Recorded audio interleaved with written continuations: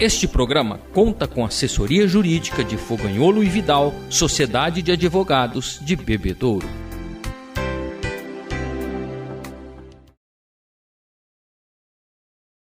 Sejam todos muito bem-vindos, estamos começando mais um diálogo comigo, com o Sander Ascencio, e hoje com um entrevistado muito especial, que nós vamos aprender muito com ele. Ele é especialista em edificações futuristas, mas calma aí, que eu vou seguir o roteiro aqui, senão meu diretor fica bravo comigo, tá certo? Hoje nós estamos recebendo em nosso programa, podcast, Riberto Carminati Júnior. Ele é engenheiro civil com ampla experiência em edificações futuristas. Ele é proprietário da Luxor Construções, um sucesso. Esse programa está sendo transmitido ao vivo e também gravado nos estúdios da NP Mídia, em Ribeirão Preto, aqui no prédio da Novo Lab, tá certo? Inovação pura. Você pode nos acompanhar através das redes sociais do Diálogo com o Sander Ascencio, vai lá no Facebook, também no YouTube da NP Mídia e também no Facebook do Sander Ascencio e também nas redes sociais e nos links do nosso entrevistado, Riberto Carminati Júnior. Será uma honra receber a sua audiência. Nessa boa conversa, vamos conhecer um pouco da sua história e do seu trabalho que tem feito dele um profissional diferenciado. E vou mais longe, não é só um profissional diferenciado, não. Eu tive a oportunidade de ir conversando com ele antes da nossa entrevista, acertando os detalhes. Um ser humano sensacional. Boa mente, boa alma, bom intelecto. Tema desse nosso diálogo, um novo estilo de construção da vida. E vocês vão entender por quê. Um novo estilo de construção da vida. Esse diálogo é de muito aprendizado. Não deixe de nos acompanhar. Seu programa de TV e podcast nas redes sociais e plataformas digitais. Vem conosco.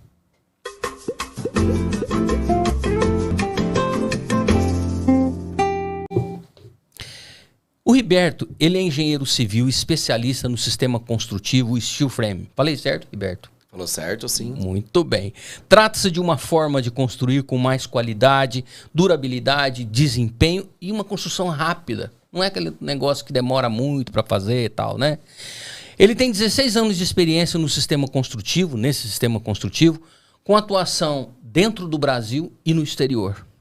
Com mais de 600 trabalhos realizados entre projetos e obras, além de trabalhos científicos, como mestrado, sobre o sistema construtivo. Nós vamos entender bem o que é o sistema construtivo. Tem um portfólio aqui imenso, depois nós vamos mostrar as imagens. Mas, Riberto, muito obrigado por ter aceitado o nosso convite. Seja muito bem-vindo. É uma honra recebê-lo no nosso diálogo. Aliás, o diálogo sempre recebe pessoas assim sensacionais. E você tem feito a diferença. Eu vou explicar para você no ar aqui, sem nenhum rodeio, nós não vamos mentir para a nossa audiência. Qual o critério que o diálogo tem para encontrar bons potenciais, boas pessoas e boas mentes? Todo ser humano, ou toda empresa, toda pessoa física ou jurídica que desenvolve um bom trabalho ao seu redor, provoca a prosperidade, o bem-estar das pessoas, está no radar do diálogo. É por isso que você está aqui conosco, porque você tem promovido através do seu trabalho, da sua vida, da sua família, o bem às pessoas. Então, parabéns, seja muito bem-vindo. Obrigado, Sander. Muito obrigado aí pelo convite, né? Olá a todos, né? Primeiro, obrigado aí por estarem assistindo a gente aqui nesse podcast. Primeira vez que eu venho participar de um podcast. Você gostou, Riberto? Achei muito legal o estilo, tudo que a gente vem conversando esses dias. Fiquei muito impressionado, sabe, Sander, com o teu trabalho. E também aqui com as instalações, né? Bacana, né? Daqui do estúdio e tudo mais. Então, assim, eu trabalho nesse sistema construtivo há 16 anos. Né? Já são um parzinho de tempo aí, um cadinho de serviço realizado. Riberto, vamos voltar um pouquinho no tempo. O que chamou a atenção para você se tornar engenheiro civil? Essa é uma pergunta. Segundo, o que chamou a atenção para você procurar essas tendências de construções futuristas? Porque assim, trabalho de engenheiro civil, para mim, é uma obra de arte. Todos os engenheiros são artistas para mim. Além de profissionais, são artistas. Mas você foi um pouco a mais, né? Pegou toda a experiência que você adquiriu na faculdade, claro, na vivência, e transformou isso nesse sistema construtivo moderno e futurista. Meu irmão, é algo muito diferente. E mesmo porque quem contrata uma obra quer que ela aconteça de forma rápida. Exatamente. Até a ansiedade do dono da obra, né? Ver aquilo. Sim, sim. Eu fui estudar engenharia civil porque meus pais são da área da construção civil. Eles têm uma empresa de piscinas já há 40 anos em Bebedouro, né? E então que é o seu Riberto. Que é o seu Riberto da Água Sol, né? Gente boa, né? Um abraço aí, seu Riberto. E como meus pais estão ali no meio da construção civil, eu cresci nesse meio. Eu cresci no meio de pedreiro, eu cresci no meio da construção civil. E desde pequeno sempre brincando com engenharia, né? Então não tinha como fazer outra faculdade, tinha que ser engenheiro. Você acha que isso foi indutivo para você? Foi convidativo? Você vendo o trabalho dos seus pais, vendo o resultado? Porque o seu pai também é um profissional de referência. Sim, né? E outra coisa importante que eu sempre fiquei muito maravilhado de viajar e ver as obras de artes de rodovia, ver as pontes, os viadutos. Eu sempre apaixonante, né? E como que esse negócio fica de pé? Rapaz, cada coisa grande. E eu criança ficava pensando, gente, como que isso fica de pé? Então, sempre brinquei de Lego, de bloquinhos. Então eu decidi estudar engenharia. E eu sempre também tive comigo uma ligação muito forte com tecnologia. Sempre. Então, quem me conhece há mais tempo sabe que eu sempre gostei de computador. Isso, poxa, há 30 anos atrás, mais de 30 anos atrás aí, meu pai já me dava os primeiros computadores ainda. E eu queria aprender a programar, eu queria desenvolver, queria sempre ter alguma coisa ligada à tecnologia. Só que na hora que eu entrei na engenharia civil, eu vi que a engenharia civil era muito pobre de tecnologia. Se falava muito de ainda fazer paredes, ainda construir, como se construía 300, 400 anos atrás, né? Usando quase que os mesmos métodos e processos. E eu tive muita sorte que quando eu me formei engenheiro, eu fui trabalhar numa construtora em São José do Rio Preto. E dentro dessa construtora tinha um braço dela para trabalhar com canteiros de obra. Para quem não sabe, canteiro de obra são aquelas instalações provisórias, onde utiliza de almoxarifado, onde que utiliza para você trocar banheiro, para trocar de roupa, guardar ferramentas. Ou seja, vai ter uma grande obra, vamos supor, vai reformar a rodovia. Precisa fazer um canteiro de obras. Faz um canteiro de obras ali, para acolher toda aquela sistemática, aquele ecossistema. E essa empresa que eu estava em Rio Preto, ela queria fazer esses canteiros de steel framing. Mas aí eu percebi, e isso eu estou contando para vocês há 16 anos atrás. Uhum. E eu fazia a minha primeira pós-graduação na FGV. E eu percebi que era muito nobre o sistema construtivo steel frame, ele era muito nobre para ser utilizado como canteiro de obras, que é algo mais simples. E eu decidi fazer o meu mestrado.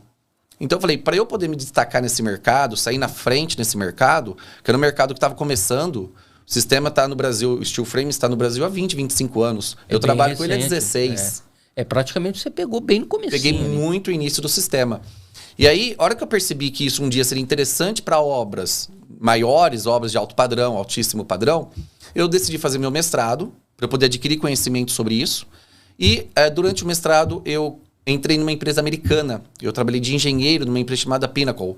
Trabalhei 2 anos para ele, atendendo a América. Eu atendi a América. Excelente empresa. E era bem legal que na Pinnacle, eles me colocaram em contato com engenheiros de outros países. Então, eu trabalhava, viajava, e olha, esse aqui é o nosso engenheiro que cuida da Europa, esse aqui é o engenheiro do Oriente. E aí, esses engenheiros de fora do Brasil me mostraram o que era o steel framing lá fora. Em dado momento, eu decidi ter minha empresa. Não te cortando, Riberto, lá fora, o steel frame é muito mais usado do que aqui no Brasil? Muito mais usado, muito comum. Quem gosta de viajar, que vai para Estados Unidos, é muito comum você tanto ver o steel framing quanto o wood framing. São irmãozinhos ali, sabe? Tem alguma imagem aí, André, que a gente conseguia mostrar? Sabe aquela imagem que tem camadas? Aquilo ali mostra o que é o steel frame, né? Aquilo mostra as etapas do sistema. Nós estamos falando aqui, mas seria bom a gente mostrar. Se você puder colocar aqui, André, ou Jefferson, por favor.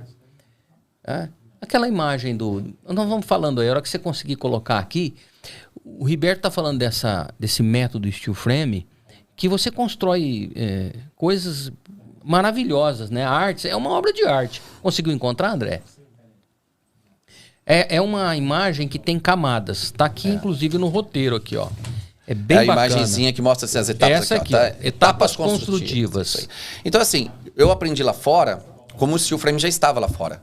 E quando eu decidi abrir minhas empresas, tanto a Tecnobra quanto a Luxor Construções, eu já vim para o Brasil com a mentalidade lá de fora, do que tinha de processos e já conhecendo muito bem isso. E já conhecendo muito bem o sistema. Olha lá, isso aí mesmo. Daí mostra um pouquinho das etapas, né? Etapas construtivas do sistema. Ó, vou falar grosso modo, salva a minha ignorância no assunto, tá?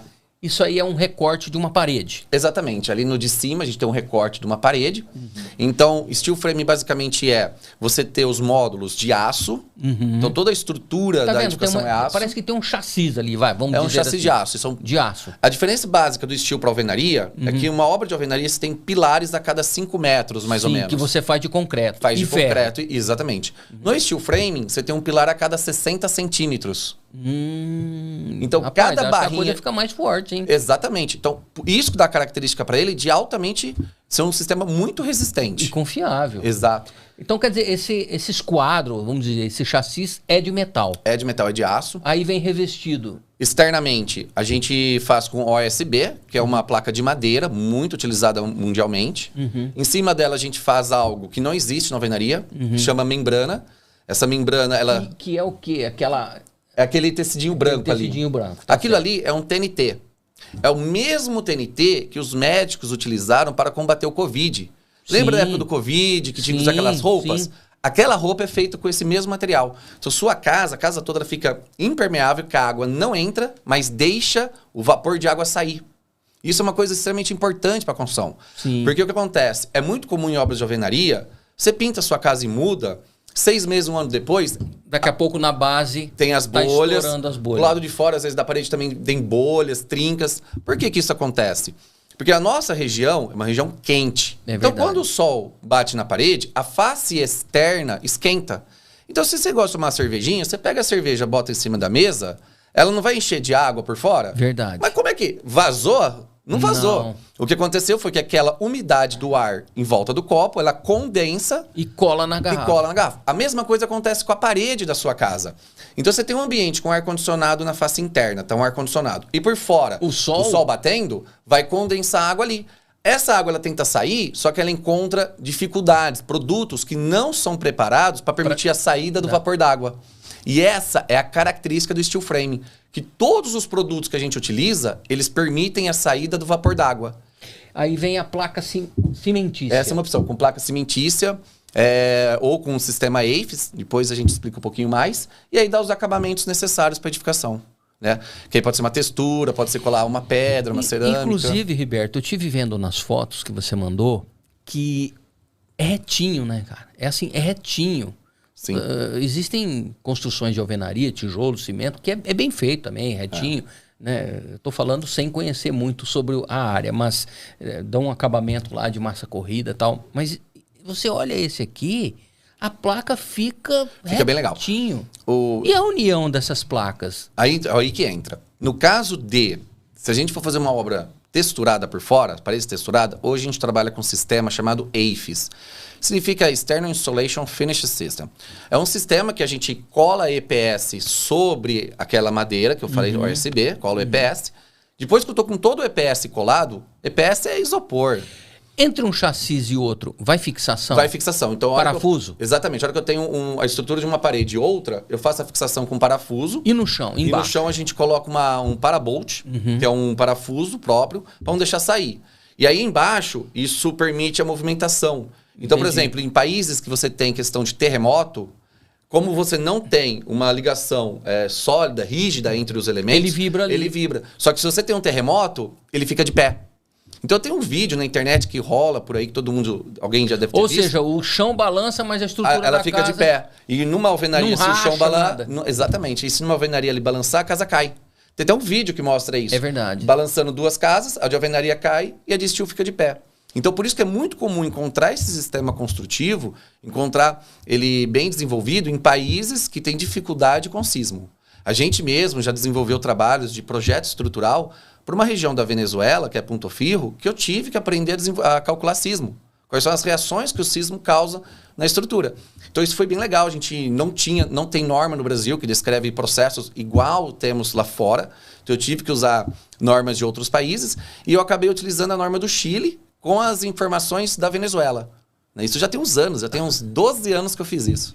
Exercício da sabedoria e da inteligência, né? Muito, muito. E bastante tempo quebrando a cabeça para aprender algo que a gente não tem na faculdade, né?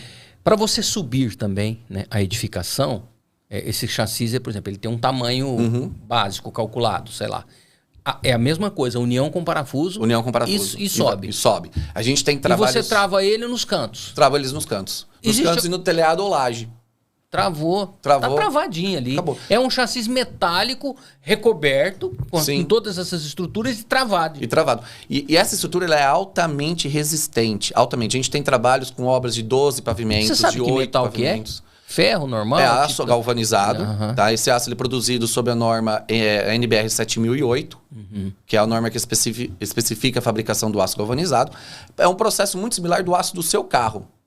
O aço que você tem no seu carro é muito similar ao aço que é utilizado para steel frame. Que antigamente, com o efeito do tempo, acabava apodrecendo. Hoje você vê o carro acabar a pintura, acabar motor, acabar tal. Mas a lataria, se não sofrer choque, ela fica inteira. Porque é um aço tratado, né? Exatamente. E é o zinco que dá essa característica, né? Que é por isso que ele é galvanizado. Tem uma pesquisa norte-americana que eles foram avaliar a durabilidade do sistema à frente da corrosão. Quanto tempo levaria para uma casa de steel framing sofrer corrosão?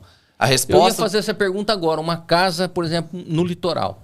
Exato. No litoral, você vai trabalhar com aço de 350 zinco por centímetro quadrado. Então, o que acontece? Essa pesquisa americana foi feita em Miami, que é litoral. E aí, chegaram à conclusão de que, para ter corrosão dessa estrutura, precisa de pelo menos 350 anos. 350 anos para ter a corrosão. Será que nós vamos durar 350 anos? Eu espero durar. Eu espero ver a minhas obras. Eu espero. É a minha justificativa. Falando, olha, eu preciso acompanhar essas obras. Levando base de que o ser humano, 100 e poucos anos, né? Tempo máximo. Meu amigo, mora 3 gerações da família lá. E é possível desmanchar e remontar essa estrutura. Então, se você falar assim, olha... meu filho tá lá, meu filho quer mudar a casa. Ele consegue desmontar uma estrutura, reposicionar e usar o mesmo material. Então, assim, é muito durável. Perde um pouquinho? Só a parte... Os fechamentos externos e internos. Né? Porque você por fora, igual eu estava falando, por fora a gente trabalha com EIFs, né? Que cola isopor na parede.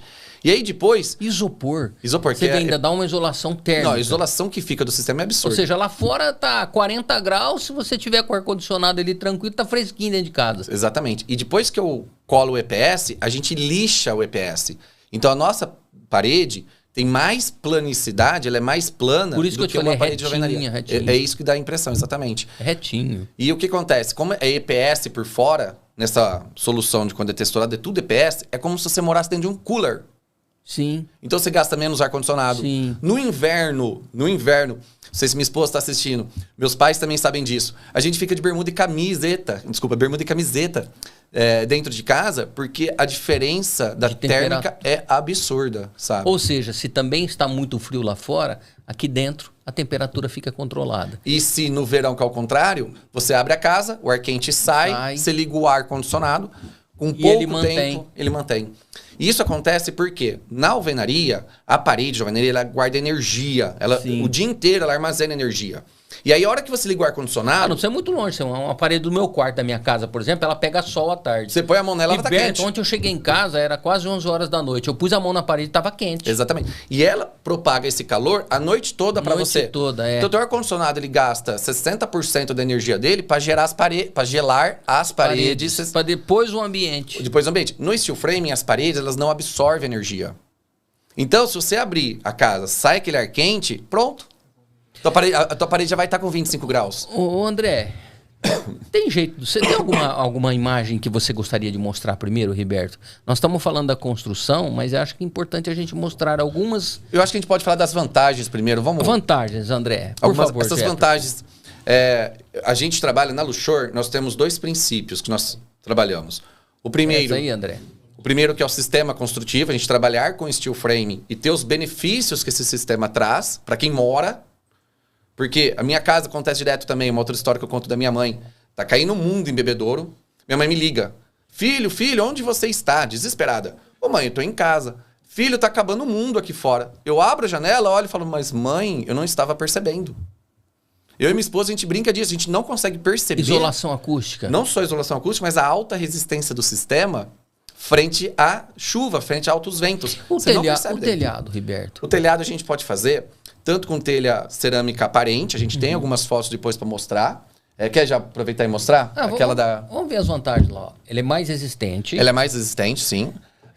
Feito para durar. Feito para durar. Tudo que a gente pensa na empresa, a gente busca soluções e parcerias para ter durabilidade. Manutenção fácil e barata. Uma outra vantagem do sistema. Se quebra um cano do seu banheiro na alvenaria, você tem que quebrar tudo o revestimento. Para mim, não. Como as nossas paredes, elas são de gesso por dentro, você vai do outro lado do banheiro, corta um pedacinho do gesso, faz a manutenção, volta o mesmo gesso. E faz o acabamento em volta. Se necessário, retoca com uma pinturinha ali. Exatamente. Então, assim, a manutenção é muito facilitada e mais barata que a alvenaria. Um fator de segurança importante aqui, olha. Eu julgo, assim, resistente ao fogo. Exato. Todos os materiais são incombustível. Inclusive a madeira. Olha que... Inclusive a madeira. Resistente à umidade. Exato. Melhor desempenho térmico, aquilo que a gente falou. Exato. Maior durabilidade. Gerenciamento otimizado. Essa é a outra vertente da minha empresa. A questão de gerenciamento. Então, a gente vem desenvolvendo várias soluções para ter também uma solução de gerenciamento para o cliente. Que são os relatórios semanais que a gente manda, gerenciamento de compras, gerenciamento de pagamentos, acompanhamento da obra por um engenheiro. Então, é muito comum nas minhas obras eu ter um responsável que é um engenheiro. Então, o que eu percebi? Eu percebi que a arquitetura evoluiu. Ou seja, você, como dono da obra em si, ainda recruta alguém para ser um engenheiro e estar presente lá. Exatamente. Então, na verdade, acaba sendo acompanhado por 2 engenheiros. Exato. Né? Você e mais o meu assistente de engenharia. E eles estão lá para fazer cotação de preço, buscar ali resolver problemas de obra. Quem já construiu sabe que obra gera muitas dúvidas e vários detalhes. Então a gente tem alguém focado para já buscar essas soluções e resolver. Então isso ajuda demais. Então isso que é o nosso gerenciamento. A gente faz as duas coisas. A nossa questão de gerenciamento, que muita gente vem atrás de nós por causa dela, e a questão de fazer em steel framing, que é um sistema diferente. Tecnologia internacional, a experiência que você viveu fora do país, né? Trouxe para cá. Liberdade arquitetônica é aquele que você falou. Você pode desmontar aqui, montar lá, mudar. Se você quiser mudar janela, porta, tudo bem? Tranquilo. Tem que fazer a alteração das vigas que suportam a janela, mas é bem tranquilo.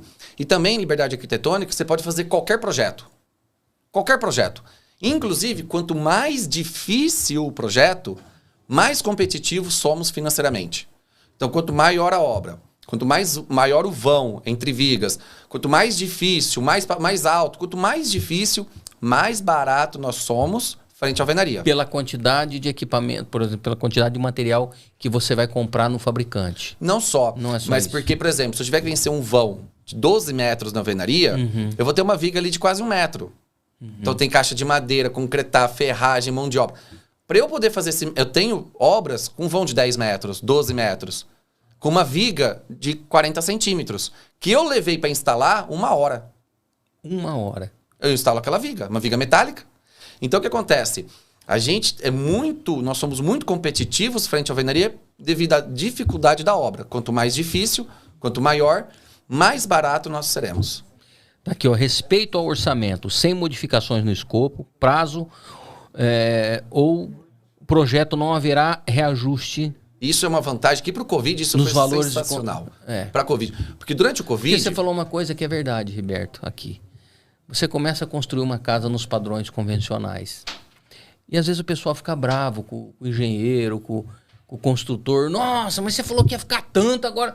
Não é, porque você começa a abrir edificação, começa a construir, por mais que aquilo foi programado, sempre existe os acidentes de percurso. Ou eu estou enganado? Exatamente. E também você não consegue estocar cimento. Por exemplo, cimento é um item perecível. Então, se você comprar e usar. Comprar e usar. Só que no Covid o cimento chegou a R$50 o saco. É verdade. Os meus materiais, quando a gente fechou a obra antes do Covid, eu comprei 3, 4 carretas de placa. Só de um tipo de placa. Nós éramos, no início do Covid, a empresa que mais tinha dessas placas do Brasil. Ninguém tinha um estoque igual eu tinha. E o preço para o cliente. O preço para o cliente. Exatamente. Então, isso é uma coisa... Principalmente no momento da pandemia, que todo mundo estava sem grana, vamos falar a verdade. E todo mundo não sabendo para onde ia. Ia. Ninguém sabia se o preço ia estourar para cima ou para baixo. Teve dias que o cimento caiu 50%. Ou seja, fechou uma casa... Vamos chutar um valor lá. Fechou uma construção de uma casa contigo, de uma edificação... R$300 mil, por exemplo. Ele sabe que ele ia pagar os R$300 mil. Exatamente. E, inclusive, o sistema construtivo, ele é normatizado. Ele já tem a norma aprovada, homologada no Brasil. Isso faz com que você consiga financiamento na Caixa. Então, o sistema você pode fazer todas as modalidades de financiamento da Caixa. Então, ele é homologado, ele é normatizado, o sistema construtivo aceita financiamento. No projeto de engenharia, você coloca exatamente tudo que vai acontecer e esse projeto é homologado por todos os órgãos do Brasil. Por todos os órgãos, exatamente. Então, que bom, né? Que já é normatizado. Então, por um tempo ele não era. A hora que ele normatizou, facilitou demais o acesso a financiamentos. Tanto é que nós já temos algumas obras que estamos aí construindo que são financiadas, né? De alguns clientes.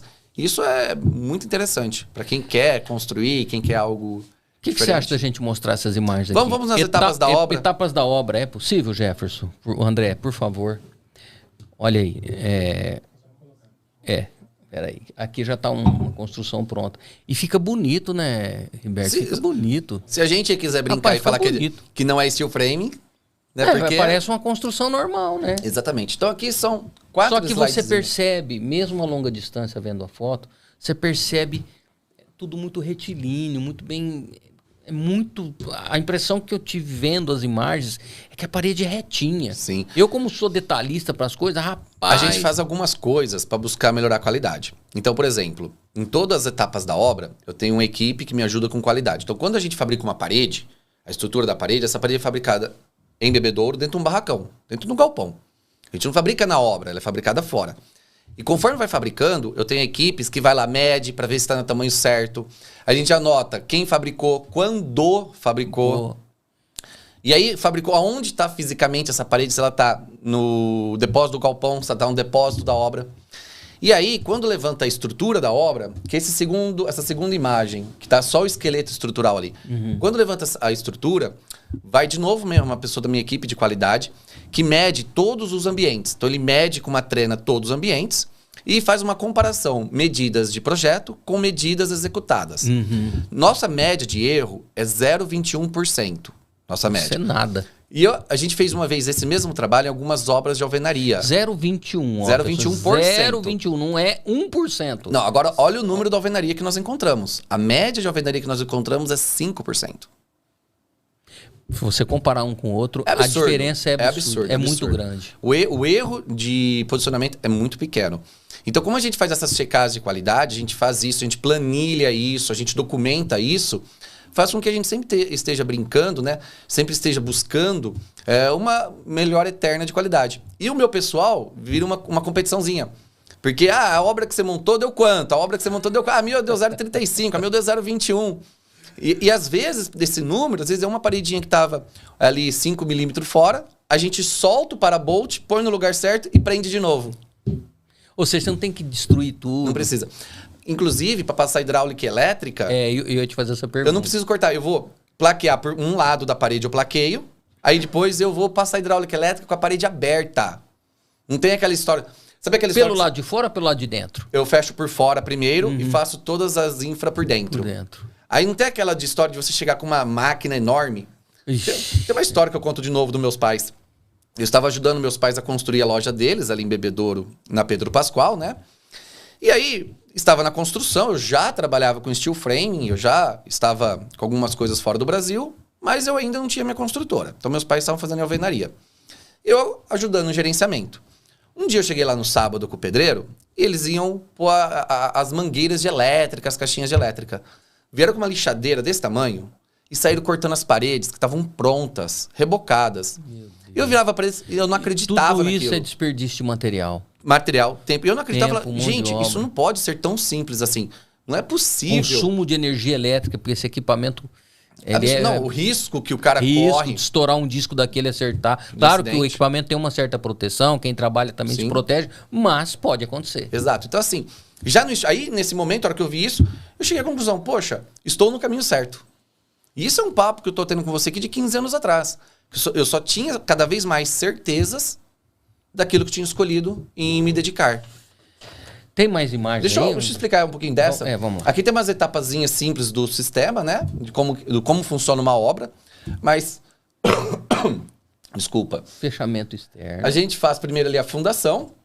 E com a fundação a gente já faz a estrutura de aço convencional. Que é o mesmo aço que vocês encontram aí. A fundação laminados. é um alicerce normal? Exatamente. A gente faz brocas, baldrames e blocos. Uma fundação convencional. Entendeu? É a base de qualquer construção. Exatamente. E quem define como vai ser essa fundação são os meus engenheiros de projeto com base no estudo do solo.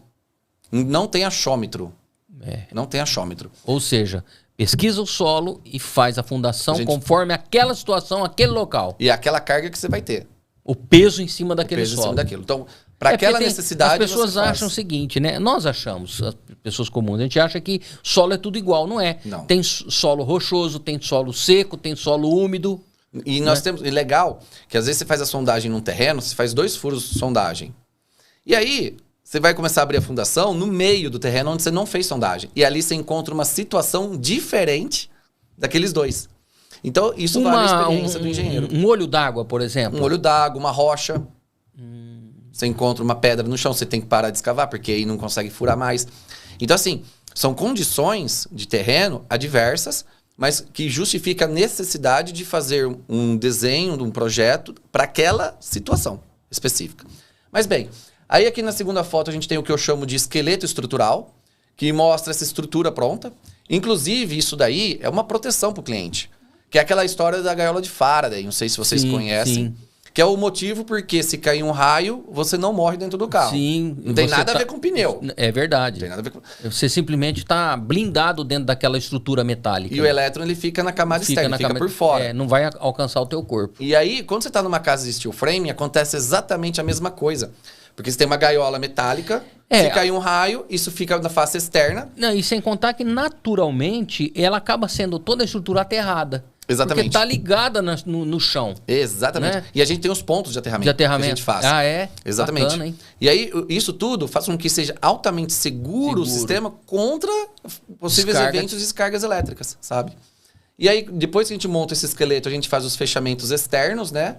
Que nesse caso aí foi feito com esse sistema AFES, que é colando isopor, fazendo um reboco em cima do isopor e fazendo a textura. E, inclusive, para esse sistema AFES, nós somos homologados dos principais fabricantes do mundo. Do mundo. Do mundo. Eu conheci isso em 2010 em Chicago. Eu fui participar de um congresso em Chicago, conheci o maior player do mundo. Eles ainda não estavam no Brasil. E aí eu tive contato com o CEO América. A gente entrou numa lista de espera para quando eles viessem. Eles vieram para o Brasil em 2015, 2016. Fomos chamados, fizemos parceria. Hoje somos homologados, minha equipe é homologada a eles. Quando, às vezes, alguém na região nossa precisa fazer uma obra, quer utilizar desse fornecedor, ele nos indica.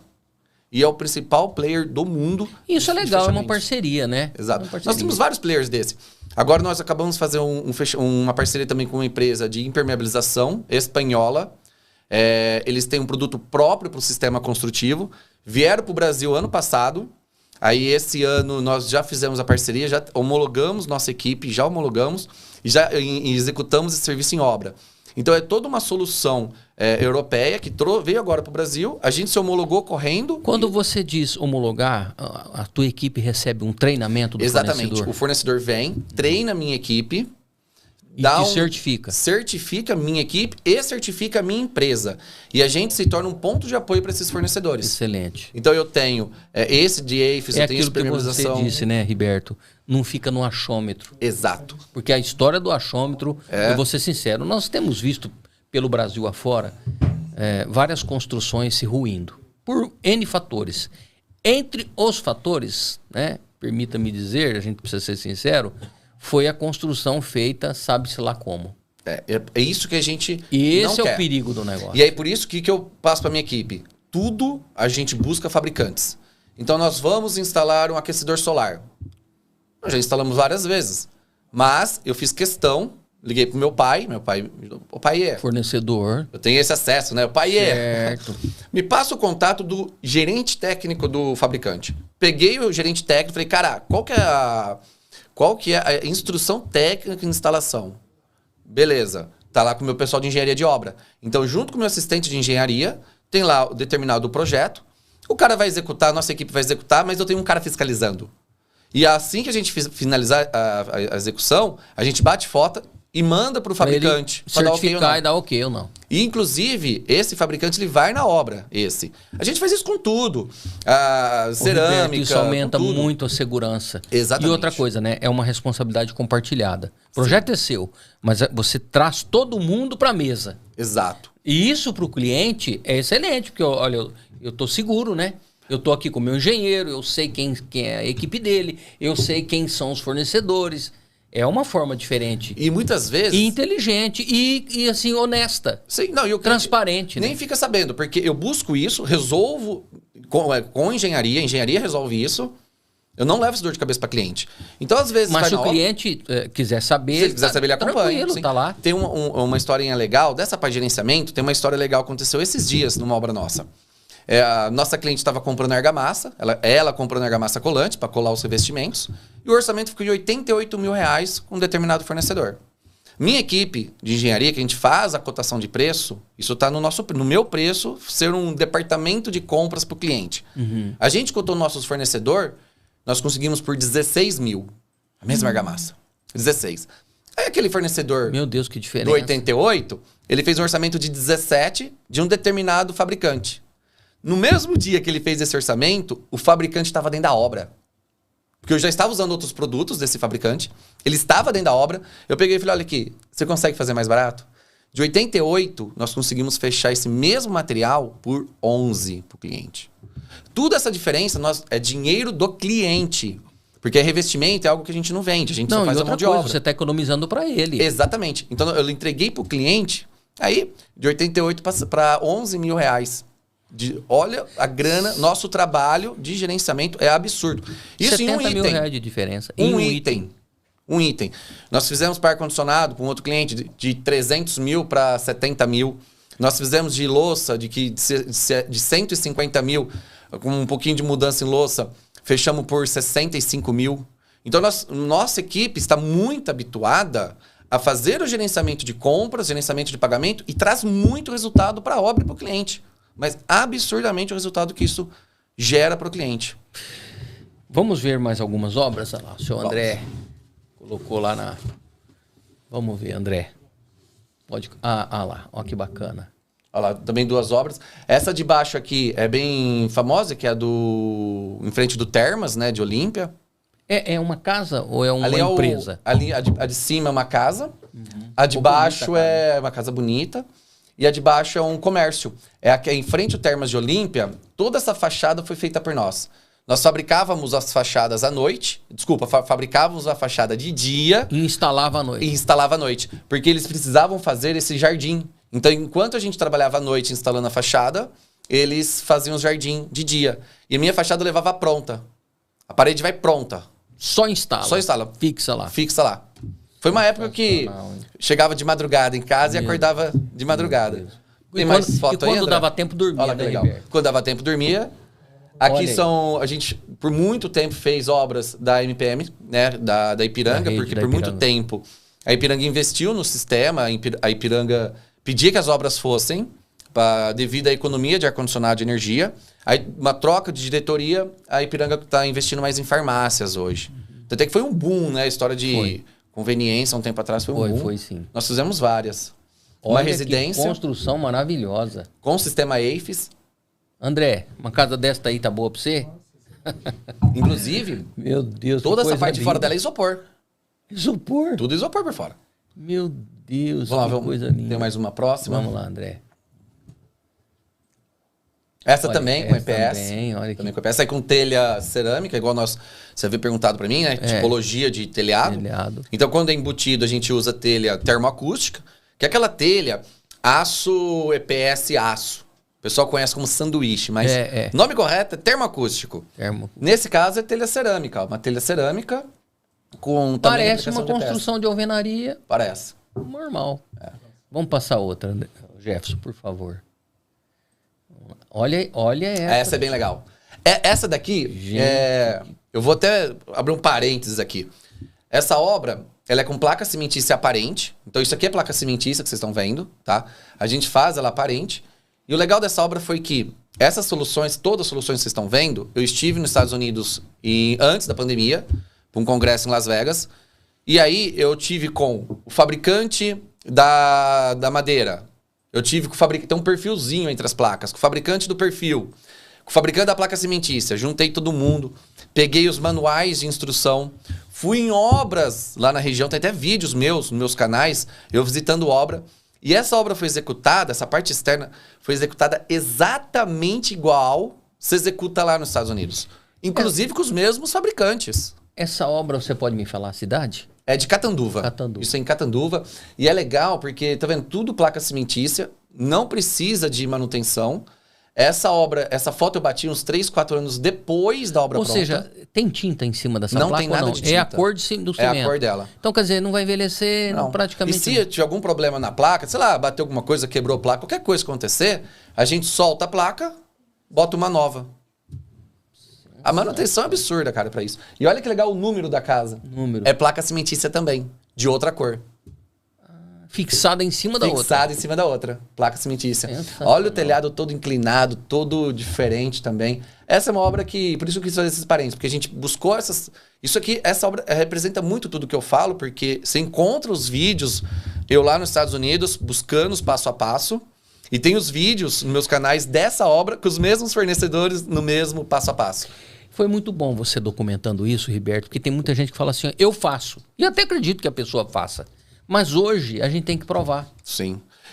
É necessário. Exatamente. E sabe por que é necessário? Porque, infelizmente, junto com os bons profissionais como você, tem em qualquer área, tem os meia boca, né? Sim. Vamos falar a verdade. Que fala que faz e não faz. E nós estamos aí nós estamos aí há 16 anos buscando tecnologias, há 16 anos buscando parcerias, há 16 anos buscando soluções para o sistema construtivo, sabe? Tem mais aí, André? Tem mais imagens aí? Se puder rolar outra, por favor. Que uma coisa não poderíamos falar também é a questão... Olha interior. Essa é por dentro. Se falar que é de alvenaria, ninguém acredita. Se falar que é de steel, é de alvenaria... Meu Deus.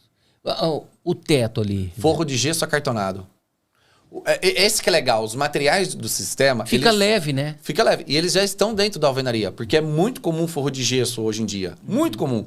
E o mesmo material que utiliza para o forro, eu utilizo na minha construção. Essa bancada aqui... Essa bancada de pedra. De pedra. Que também está sobre a edificação, sem problema nenhum, né? Marcenaria se faz igual, esquadria. Acho que é interessante a gente falar também de valores. É isso que eu ia te perguntar. Por exemplo, uma casa daquele estilo de Catanduva, se fosse construído de alvenaria, engenharia convencional, ficaria, sei lá... A gente tem um número mágico. Até 250, 300 metros quadrados de obra, nós somos basicamente o mesmo preço da alvenaria. Quando a obra começa a crescer, 500 metros, 600 metros, a gente vai ficando mais barato. Agora, uma casa popular, nós somos 5, 6 vezes mais caros. Então, ainda para esse mercado popular, nós não somos a melhor solução. Mas para alto padrão, um comércio... uma empresa tem que construir uma sede lá grande e tal. Uma sede grande. Nós somos muito mais baratos. Muito mais rápidos, em torno de 50% do tempo. Muito mais baratos. Entendeu? E que você consegue ter uma eficiência do ar-condicionado maior. Então, para comércio, para escritório comercial... A economia que se tem desde o começo e depois absurdo. A vida toda... A vida toda você vai ter. Então, isso é absurdo o que a gente traz de benefícios olhando esses itens. Vamos ver a pergunta que o André fez lá. Riberto, você poderia informar a diferença de preço? Acabou de dizer aqui, André. Tá? Tá claro, tá bem explicado, ele explicou. Quanto maior, você acredita que vocês ainda vão conseguir alcançar o mercado popular? Então, o mercado popular, alguns anos atrás nós buscamos isso, só que você tem soluções que se usa para esse mercado que são muito simples. A gente tem aí a alvenaria de bloco de concreto, por exemplo, é algo muito barato de se construir. E o sistema ele é nobre, ele tem soluções muito nobres. Você pegar a eficiência térmica num bloco de concreto cerâmico, de bloco de concreto, e a eficiência térmica nossa, o sistema é absurdamente mais eficiente. Só que ele cobra por isso. Os materiais são nobres. Você vê, você tem uma estrutura de 350 anos. Você tem um fechamento externo com EPS, que é normatizado na Europa, e nós somos homologados ao maior player do mundo. Você fecha por dentro com gesso acartonado, que também é um material acústico, um material que dá um pouco mais de reverb, só que ele não deixa o som nem entrar nem sair. Então você tem uma solução com muito mais desempenho frente a algo que não te entrega nada disso. Quem já morou em casa ou apartamento de bloco de concreto sabe o que eu tô falando. Que é muito quente no verão, é muito frio no inverno e a acústica é zero. Então, é por isso que eu falo que é difícil... Você escuta até os carros passando na rua. Você escuta. Então, o nosso mercado hoje é médio alto e alto e altíssimo padrão. São obras maiores. Riberto, eu consigo fazer um prédio com esse teu material? Sim, nós temos aí já... Um prédio de 2, 3 andares? Não, eu tenho serviço com 12. 12 andares? 12 pavimentos no Brasil. Tem essa imagem aí? Não tem aqui, eu não trouxe essas imagens, porque o nosso maior foco na região são para residencial. Entendi. Né? Não tem uma demanda. Mas você já fez já fizemos. Com 12 andares. Essa obra da Venezuela do Punto Frio era 4 pavimentos, com sismo, dimensionada para suportar sismo. Nós temos ali clientes... Você imagina a estrutura disso, né? A fortaleza de estrutura. Nós temos um cliente, que acho que esse cliente eu posso abrir, o pessoal do GPasse de Sorocaba, é um hospital. Nossos projetos lá são de 4 pavimentos. De 4 pavimentos. Hospitalar. 100% em steel frame. Ou seja, a segurança precisa ser... absurda. E tá rodando. E as cargas que uma edificação hospitalar é necessitada é muito maior que uma residencial. Sim, porque tem equipamento, tem cama, tem as máquinas, você precisa. Entendeu? Então, assim, a gente tem isso já de pé no Brasil. Então, o sistema ele é muito interessante, ele é muito rígido, ele dá muita segurança estrutural para o cliente. Quem entra numa obra nossa percebe muitas vezes a limpeza. A gente é chato com limpeza. Pega no pé do pessoal. A questão da segurança estrutural que passa. Pessoal, todo cliente que chega na obra, eles sempre falam disso. Da segurança que o sistema passa para a gente. O pessoal também fala durante a obra a velocidade. É assustador quando está na terra. A gente tem uma obra de 1.000 metros. Eu não trouxe Ele fotos. vai uma semana depois, já está fixando. Nós fizemos em 8 semanas, levantamos 1.000 metros quadrados e colocamos telhado. Sabe quantas pessoas? 4 pessoas? 4 pessoas, mais o meu assistente de engenharia. Você usa guindaste? Não. Não? As peças são extremamente leves, pesam em torno de 150 quilos, 100 quilos. Ou seja, 2, 3, 4 pessoas bem amparadas. Aí você tem as técnicas necessárias para botar de pé, sem necessário um guindaste. Então, entendi. É muito leve. E sem muito esforço físico. Na verdade, como dizem os antigos, meu filho, não é força não, é jeito. É jeito. Meu pai falava, meu filho, não é força não, é jeito. Depois que você aprende, fica fácil. Fica fácil. O difícil é até aprender. André, você poderia informar a diferença? O André falou uma coisa bacana. As imagens do banheiro. Vamos mostrar, tem um videozinho. Por favor, Jeff, aí se você puder ver. É bem legal, com o revestimento, né? Esse é um banheiro de um pavimento superior, então tem uma banheira lá instalada. Olha que bacana. Tem nicho. Esse é um vídeo ou é foto? É um vídeo. É um vídeo. É um vídeo. É um vídeo, então você vê lá, igual um banheiro de alvenaria... Você também tem um banheiro no sistema convencional, né? No sistema steel frame a gente também faz. Fica bonito, né? Revestimentos, pedra, cerâmica, olha lá, a banheira, uma banheira cheia d'água de embalagem. Olha lá o nicho que tem perto do banheiro. Então, as mesmas coisas que você tem numa obra tradicional, a gente faz igual. Esse revestimento do banheiro, um banheiro é água, né? Vai tomar banho e tal. É impermeável isso? A gente faz uma impermeabilização antes do revestimento. Por isso que nós fomos homologar na empresa espanhola. Porque eles são especialistas em impermeabilização para steel framing Europa. Vieram para o Brasil, eu mais do que rápido corri. Eu tô vendo ali que parece que tem um quarto vizinho. Tem um quarto vizinho. E isso é muito normal nas suítes, né, convencionais, a umidade. Sim. Passar do banheiro para o quarto. A gente, além de impermeabilizar, toda vez que a gente impermeabiliza uma laje, a gente faz um negócio chamado teste tanqueidade. Tanto para lajes quanto para piscinas. O que é um teste tanqueidade? A gente enche d'água e deixa cheio por 72 horas. E mede o nível. E vê se não vazou. Tem o cálculo de evaporação? Não, é só você entrar embaixo. Porque normalmente é sobrar dados. Se for no térreo, você percebe no perímetro que vazou. E se for sobrar dados, você olha embaixo se tem vazamento. Então a gente só libera para revestimento quando o teste de tanqueidade está feito e está aprovado às 72 horas. Que, inclusive, é um item de norma. A gente segue muito norma. Muito norma. É o correto, né, Riberto? Sim. É o correto. Elas estão aí para isso.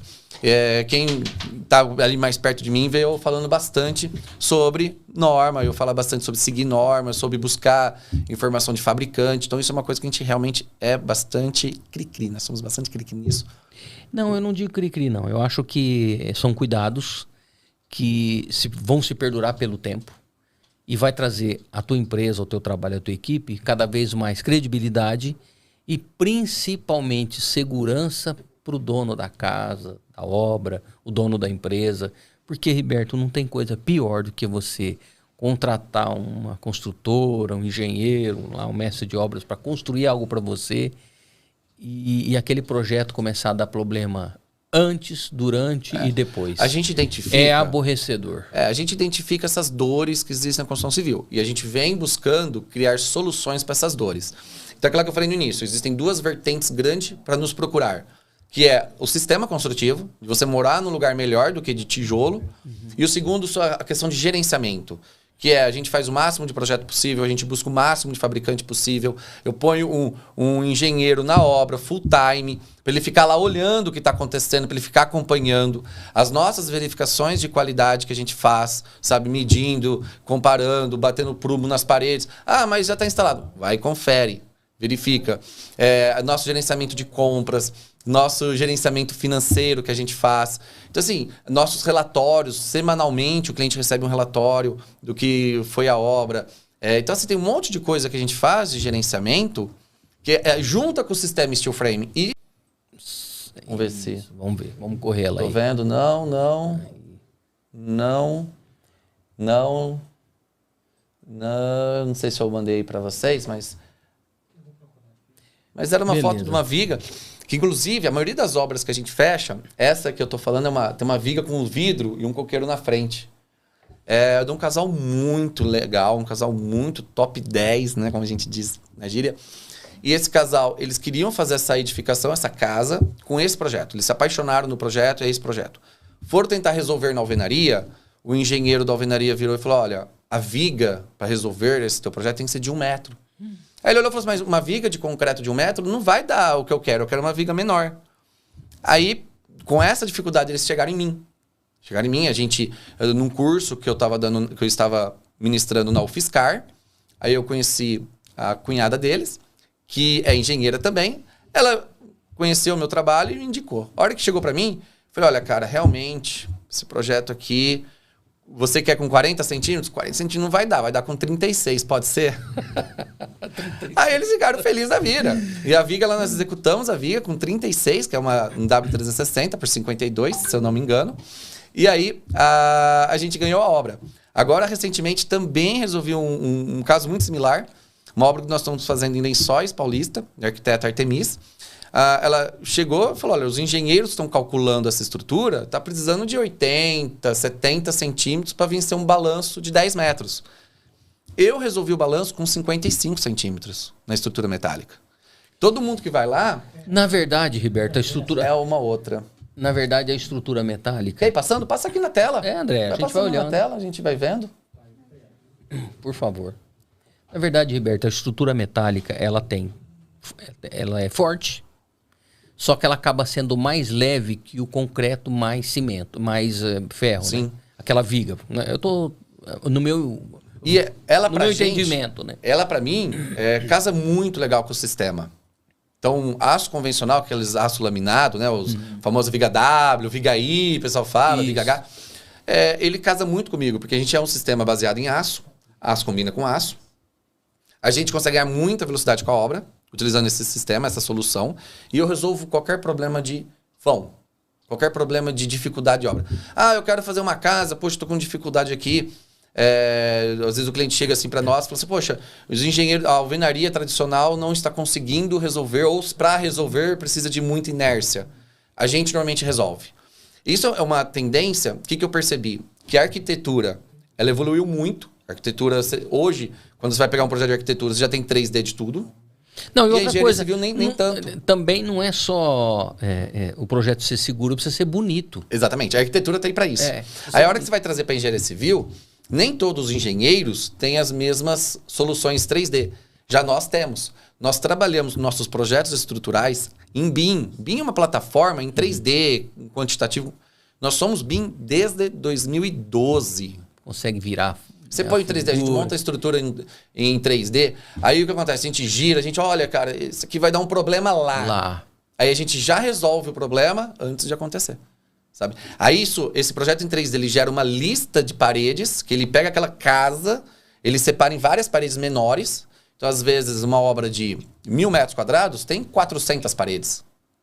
Ele gera uma lista de quem é cada parede, dá nome para cada uma delas, uma lista de fabricação dessas paredes. A gente fabrica isso fora da obra, enquanto em paralelo é feita a fundação. Faz ao mesmo tempo. A hora que a fundação, essa mesma. Quando a fundação está pronta, a gente só monta o esqueleto estrutural. Essa obra foi que eu falei do casal. Casal ficou linda, muito cara, gente boa. linda. Eu amo esse projeto. Tem um monte na minha empresa que ama esse projeto. Linda. Eu adoro. Ela tem essa vigona preta aqui, olha o tamanho dessa vigona. Olha. Então, tudo aí. É essa viga que o pessoal queria colocar muito grossa. Exatamente. Ia ficar feio. E a gente resolveu. Nós resolvemos. Você imagina uma casa linda dessa, um projeto lindo desse, com aquela vigona grossa. Acabaria com o projeto. Sem dúvida. Além o peso. E o peso, sim. E o peso. Então são muitas as coisas assim que a gente consegue trazer para edificação. Essa fachadona é toda de vidro? Toda de vidro. Que coisa linda, meu Deus.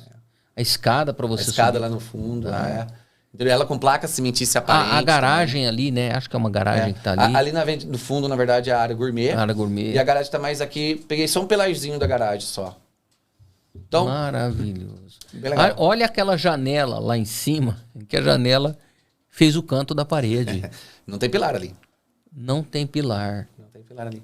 Ô, Riberto, e para fechar, os vidros se encontram? Se encontram. Aí fecha, os dois vidros se encontram e dá o fechamento ali. Vedação total. Total. E assim, por dentro, você vê, a gente viu as fotos, por dentro é exatamente igual uma obra de alvenaria tradicional. Por fora temos várias soluções.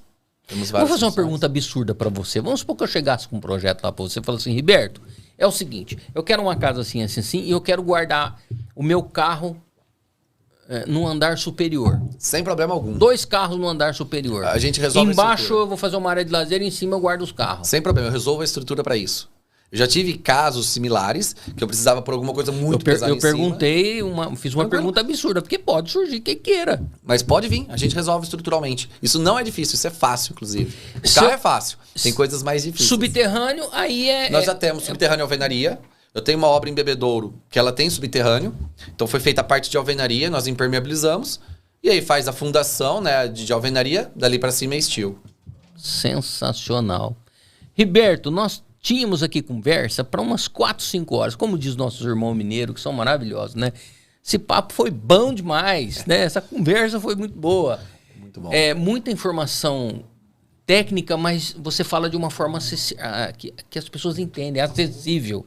Né? Legal. Porque não adianta a pessoa ter autoconhecimento. Claro, lá com a sua equipe você vai falar em termos técnicos. As pessoas que estão acostumadas vão entender.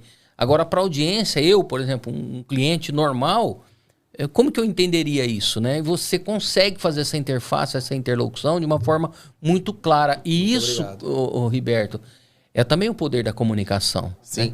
Né? Os anos aí eu tentando pegar o técnico. Se outro engenheiro especialista em steel frame assiste, vai falar, poxa, aquele cara lá simplificou muito. Mas eu vejo, eu falo muito pro cliente final. Muito.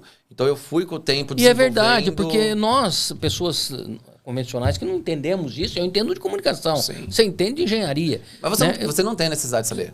Cabe a mim a competência de traduzir para você de uma forma bastante lúcida. E que, infelizmente, às vezes o mercado peca nisso. Você vai falar com um determinado profissional de uma determinada área, ele começa a falar contigo de uma forma técnica tão elevada, às vezes ele acha até que está te impressionando e a gente fica boiando. Você não consegue entender nada do que está fazendo. Ele está falando bem para ele. Sim. Mas não para quem está, né, recebendo essa mensagem, essa informação. Muito Isso obrigado. É legal.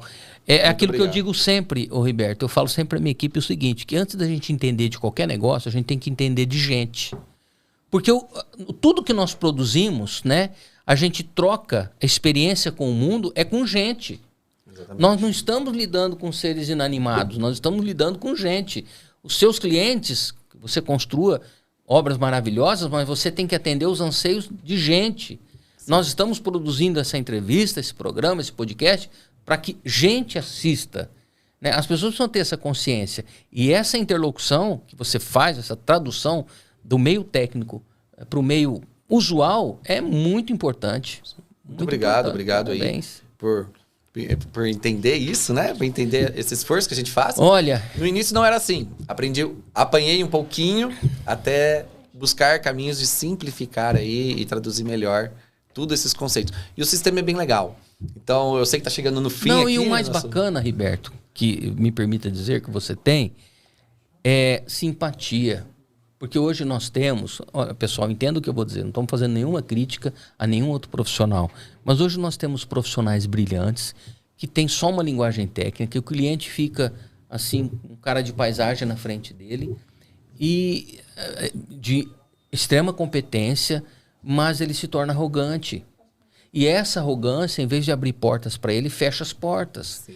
Então, Riberto, é interessante você ter e ser esse complexo de entendimento técnico, interface entre a sua equipe, entre as pessoas que você está lidando e com o mercado, porque, sem dúvida, as pessoas sempre vão estar com portas abertas para te receber. Legal.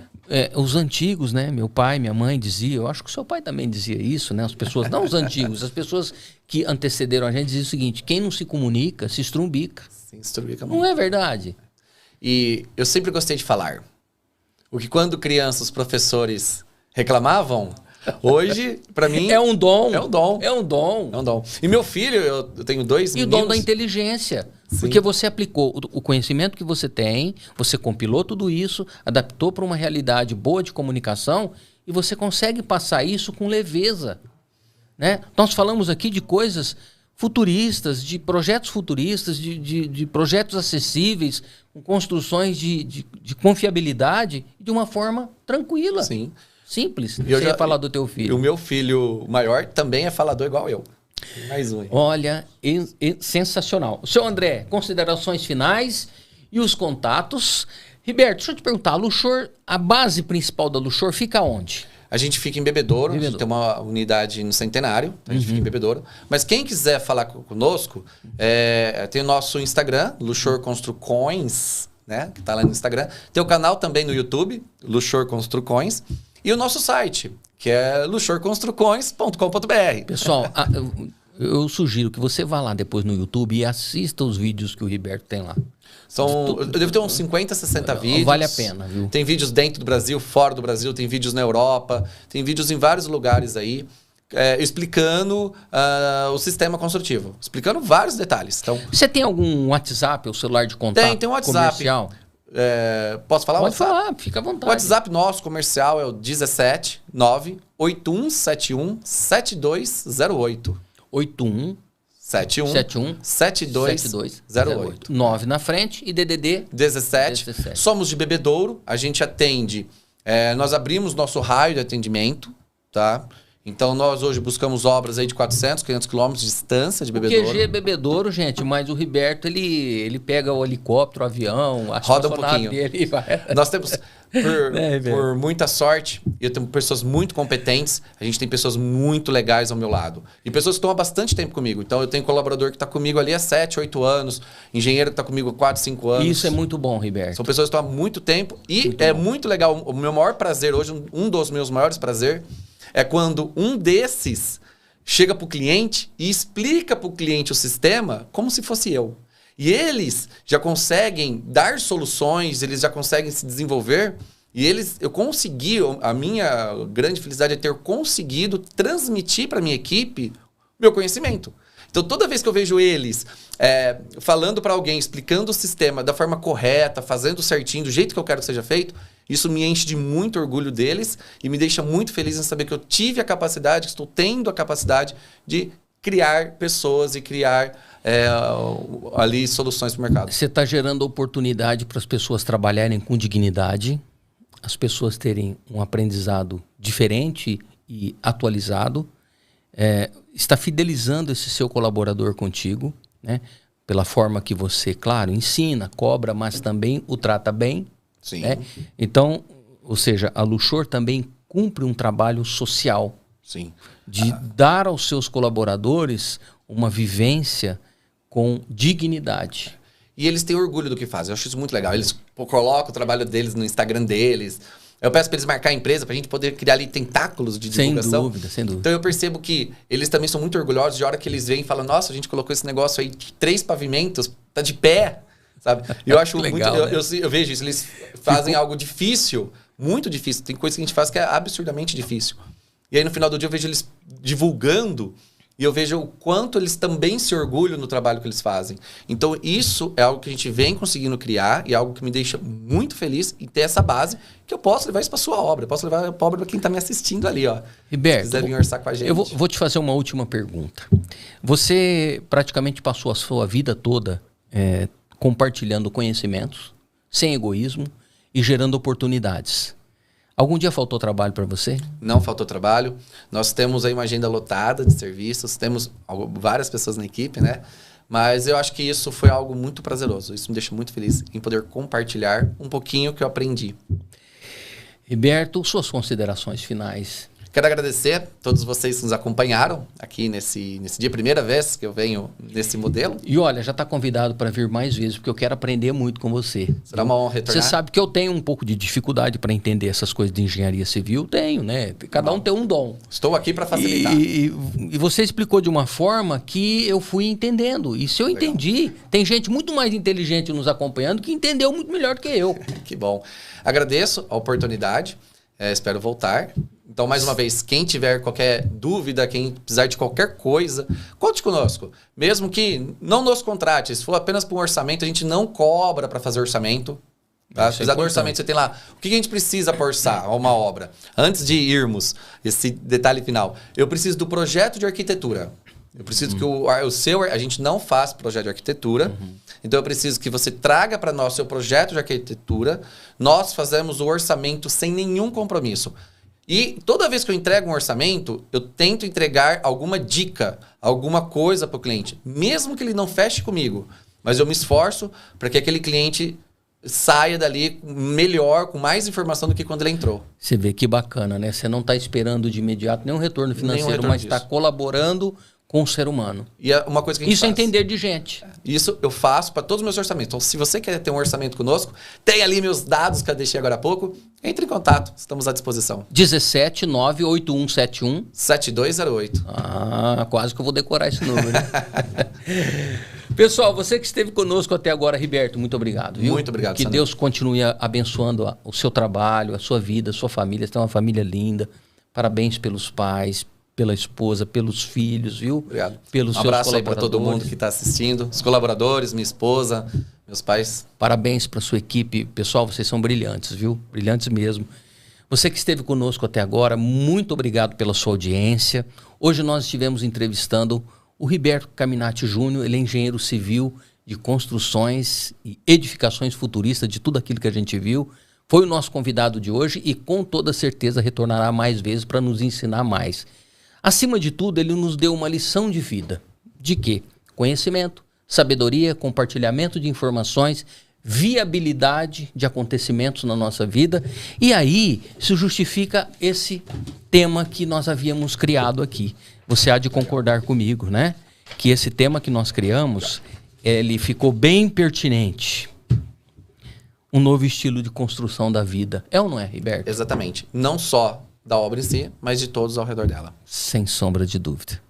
Pessoal, muito obrigado. Obrigado, Riberto, André, Bruna, Jefferson, muito obrigado. Olha, como eu sempre digo ao final, né, das minhas transmissões, cuide-se e cuide de quem você ama, tá bom? Vem aí a nossa ficha técnica, tá? Que tem aqui a informação de toda a nossa equipe, tá certo, André? Depois eles vão colocar a ficha técnica aí e agradeço muito a atenção de todos vocês, tá certo? Grande abraço, fiquem com Deus e até a próxima.